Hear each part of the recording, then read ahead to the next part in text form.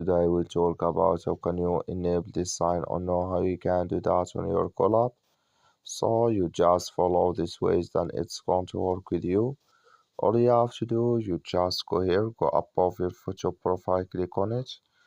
So then it's going to show for you a list like this. Then all you have to do now, you just go here above this sign, click on it.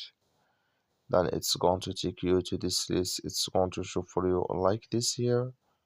So then you click here on notifications here, just click on notifications.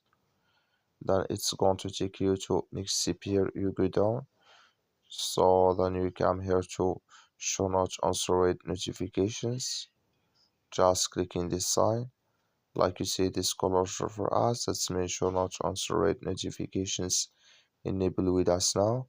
That's all you have to do. Thank you for watching. Don't forget to support us by liking and subscribe.